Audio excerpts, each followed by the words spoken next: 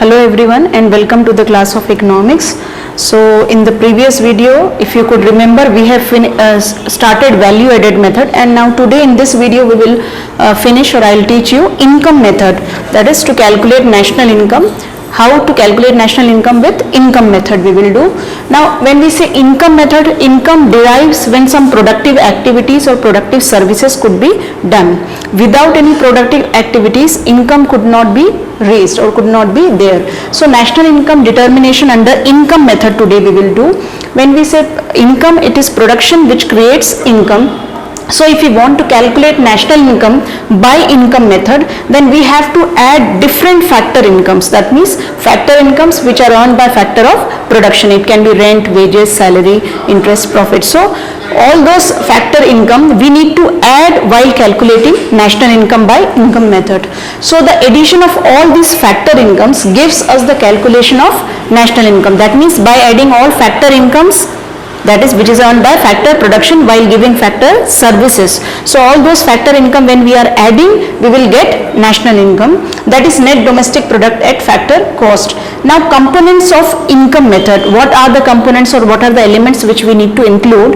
The first is compensation of employees. When we say compensation, it can be salary, wages, okay. So compensation of employees which is given or provided by the employer. So the amount earned by employees from their employers, whether in cash or in kind. When we say in cash, that means it can be in the form of salary or wages or other such benefits. When we say in kind, it can be in the form of some goods or it can be in the form of some services also.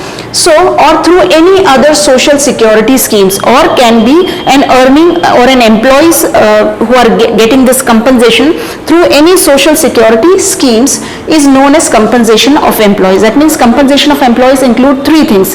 It can be wages or salaries in cash or in kind, or it can be from any social security schemes. So first we will see wages and salaries which is payable in cash, wages and salaries which is receivable by the employees in respect of their work or productive activities which they are giving or providing or rendering to their employers.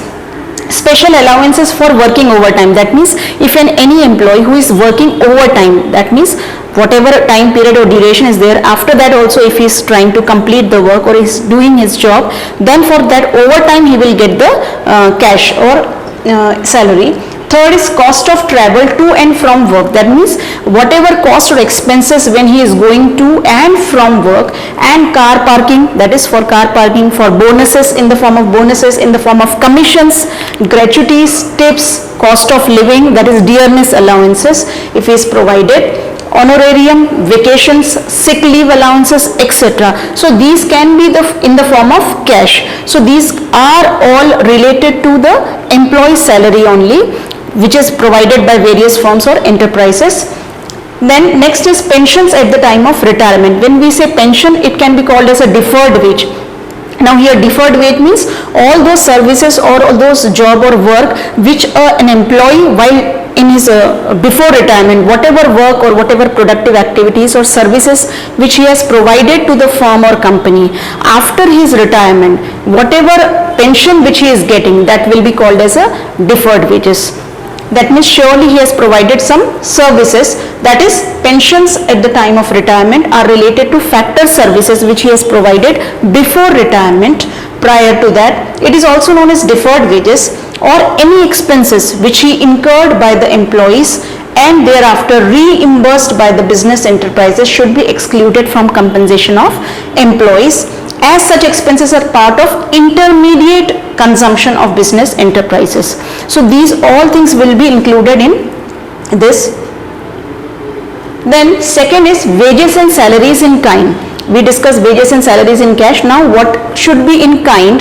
When we say remuneration in kind consists of goods and services that are not necessary for work and can be used by the employee at their own discretion for the satisfaction of himself and their needs or wants or those of other members of their households. So it includes meals and drinks, including those consumed when traveling for business. That means all these expenses which he is making on this food item or drinks while going with his family or traveling for business. Accommodation charges, that is residential charges which is provided by employer to employees. Then the services of vehicles, that means if by your firm or company, if you are provided a car, okay, for traveling from your home to the workplace, so it can be the services of vehicles or other durable provided for the personal use of the employees.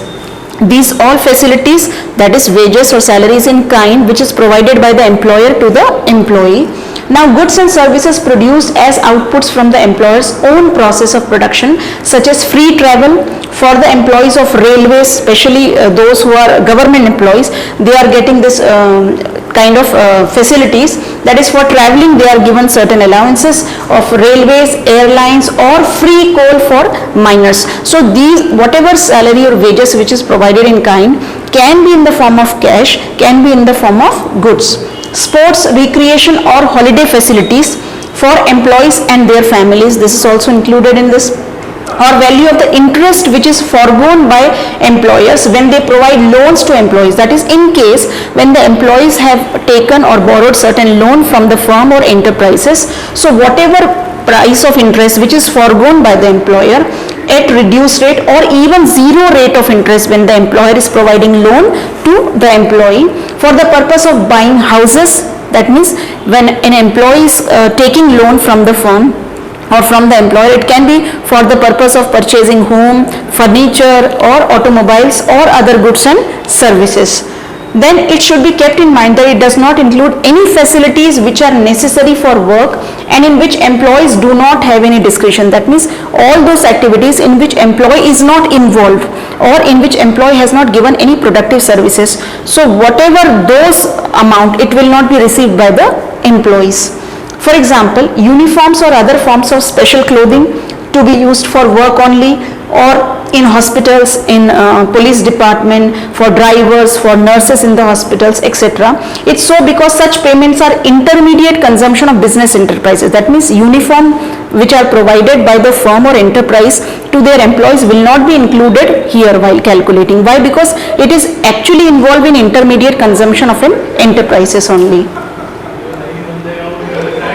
Then third is employer's contribution to social security scheme. That means what is a contribution which is actually made in the form of provident fund or in the form of various other schemes, and contribution of employers to their employees. So employers make payments to social security schemes like life insurance, casualty insurance, pension scheme for their employees.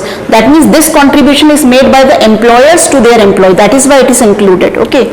For example, there is a contributory provident fund scheme, which I said that this provident fund scheme which is compulsory, especially in private for private employees or for educational institutions.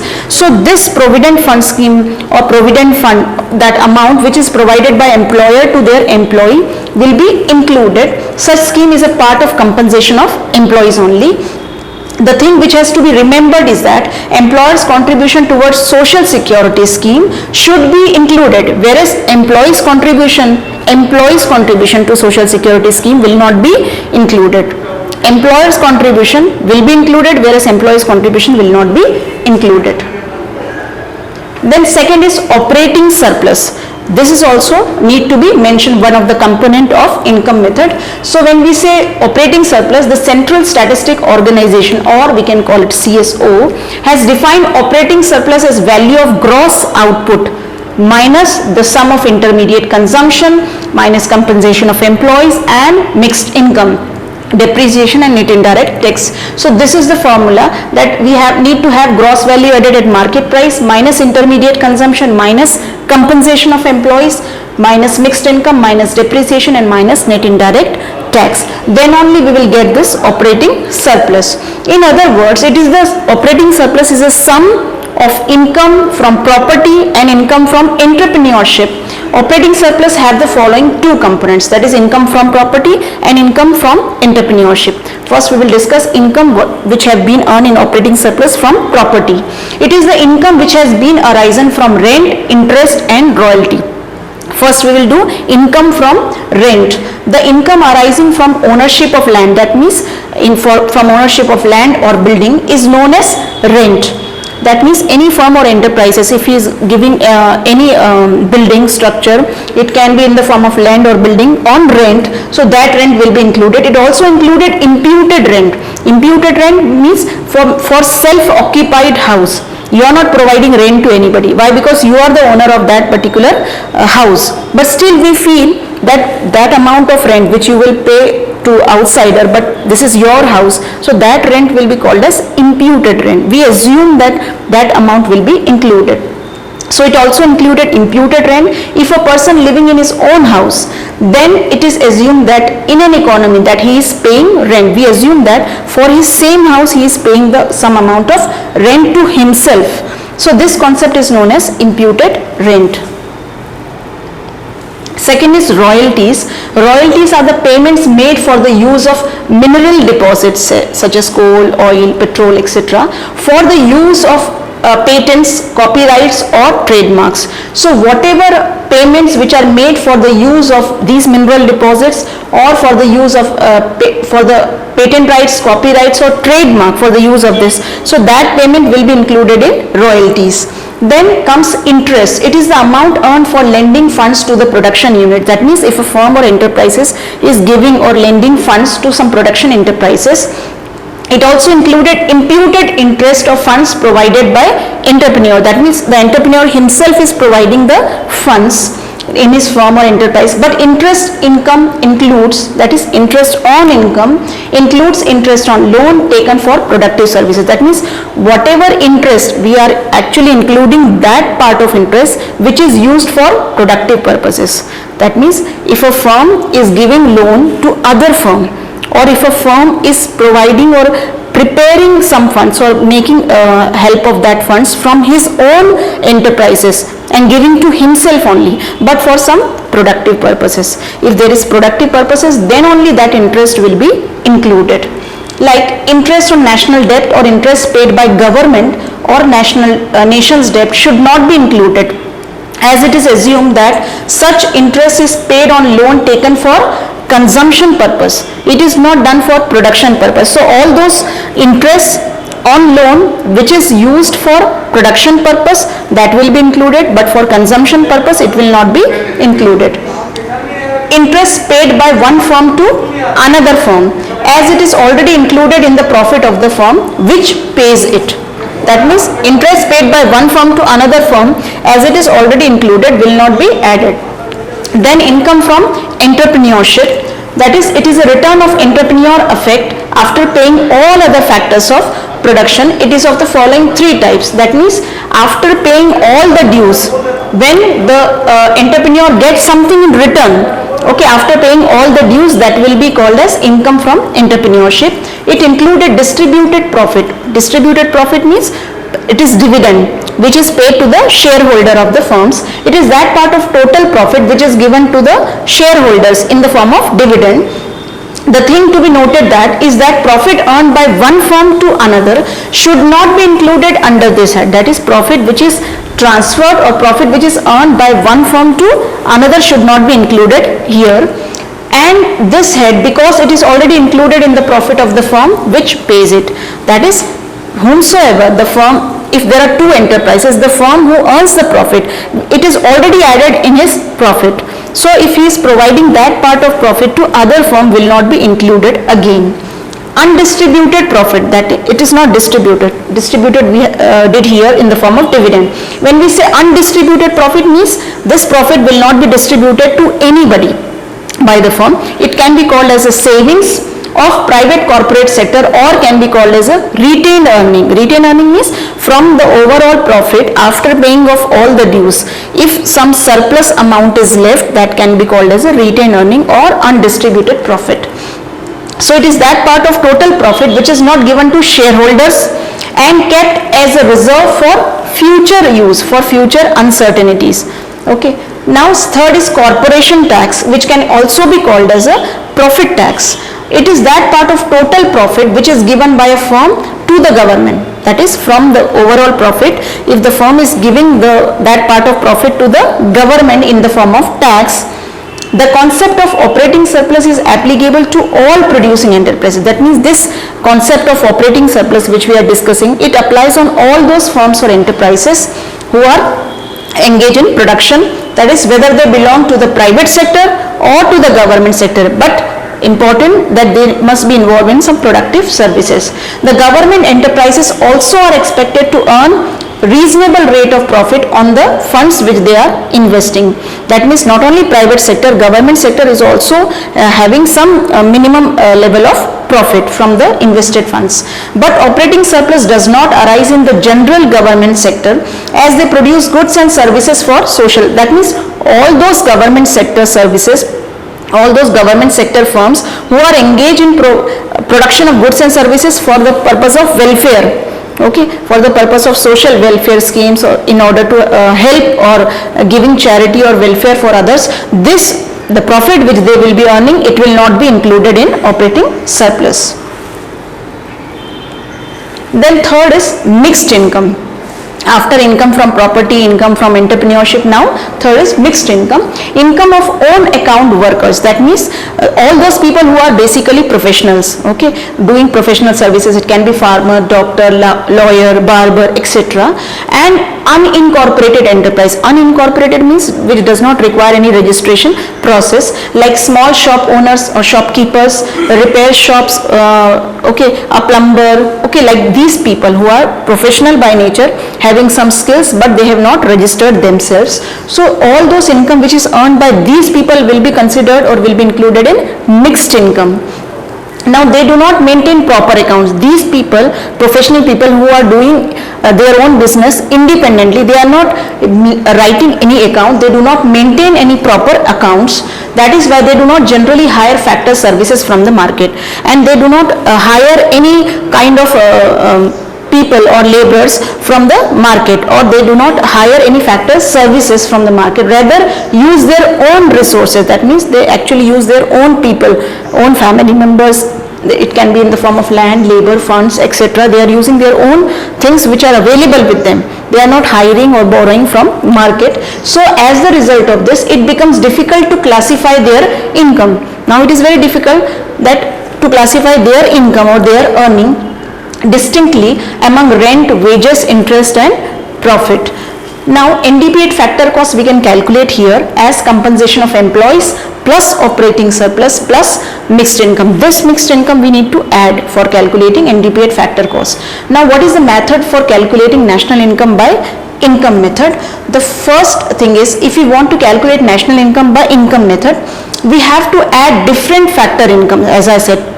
Now factor income can be in the form of rent, wages, salary, interest, profit. So it can be in the form of various factor incomes, that is compensation of employees and all from the economy. So the additional of all these factor income give us the calculation of national income, that is net domestic product at factor cost.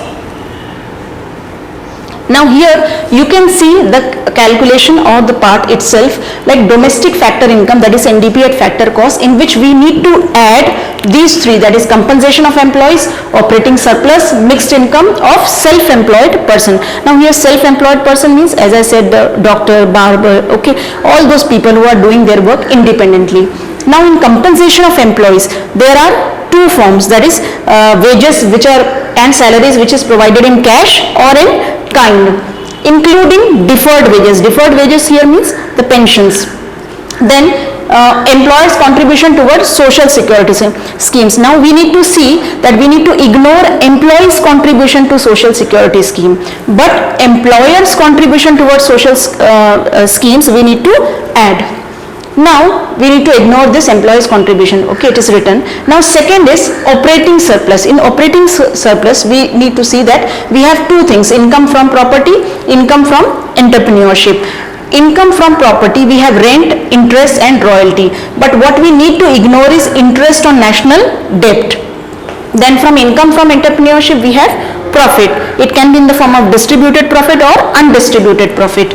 That is distributed profit, or we can call it dividend, undistributed profit, or we can call it retained earning, and corporation tax or profit tax. Now some important note is there whenever, that is in terms of precautions, that profit earned by one firm to another should not be included because it is a part of intermediate consumption of one enterprise.